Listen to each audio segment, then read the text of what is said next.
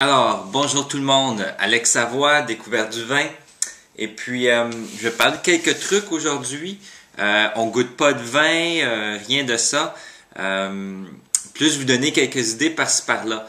Premièrement, j'ai décidé d'essayer de rendre le show un peu plus, le fun, un peu plus vivant. J'ai réalisé que souvent, j'essaie de donner de l'information, donner mon opinion et tout, mais c'est peut-être un peu plate. Fait que je vais essayer de rendre ça comme plus relax, plus léger. Et puis, j'espère que ça va fonctionner, que vous allez apprécier encore plus. Deuxième chose dont je voulais parler, plus par rapport au vin cette fois-ci, je reviens de 3 jours en Bourgogne, comme je vous ai annoncé là, dans les annonces sur le site. Et puis, au courant de la semaine prochaine surtout, je vais essayer de vous pondre, là, je pense que je devrais avoir 5-6 articles. J'allais visiter 5 producteurs. Et puis, je vais vraiment essayer pour chaque article de donner un peu le ton de la rencontre avec le producteur. Donc, il y a des articles qui vont être plus relax, des articles qui vont être plus formels et ça va vous donner un petit peu le mood de la visite que j'ai eue chez ces producteurs-là. Malheureusement, j'ai pas eu l'occasion ou l'opportunité ou l'agressivité de faire des vidéos avec les producteurs, mais bon, j'ai pris quelques photos, j'ai des articles qui devraient être pas mal, devraient vous donner une idée de quel genre de vin ces producteurs-là font. Et donc, c'est ça.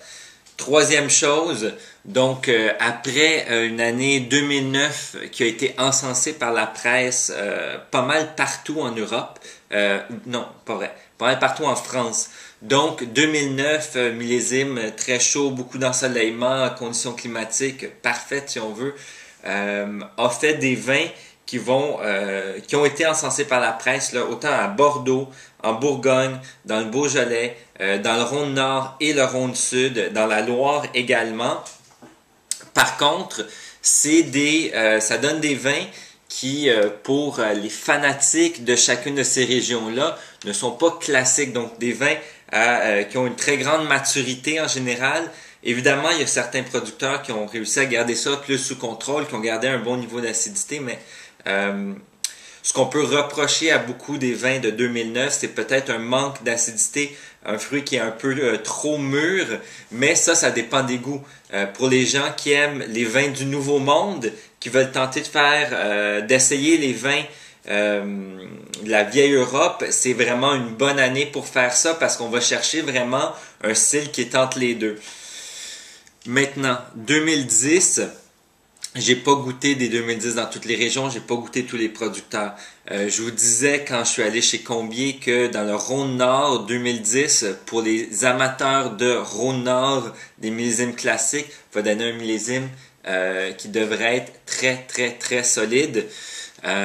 Donc vous pouvez aller voir l'article sur Combier par rapport à ça. Maintenant, là je reviens de Bourgogne, donc on va parler de Bourgogne.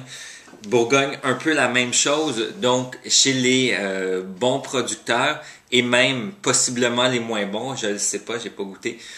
Mais entre autres, chez ceux que j'ai goûté, ce qui s'est passé en 2010, et je vais le détailler dans un des articles, c'est que on n'a pas eu un été aussi chaud, aussi ensoleillé que 2009 en Bourgogne. Par contre, on a eu une période de croissance de la vigne assez longue et un beau temps à la fin. Donc mois d'août, septembre, du beau temps. Ce qui a fait en sorte que on a une production qui est beaucoup inférieure à 2009. Donc on parle de 40% moins de jus de raisin qu'en 2009. C'est énorme. Mais c'est dû au fait que les raisins, à la fin de leur cycle de maturation, se sont vraiment concentrés. Donc on a une année où le raisin n'est pas trop mature, trop mûr, on n'a pas du fruit ou des goûts de fruits cuits ou confiturés si on veut, mais on a des raisins très concentrés qui gardent leur acidité. Donc on a un millésime classique en Bourgogne, par contre avec peut-être un peu plus de concentration, ce qui les rend encore plus intéressants à mon avis.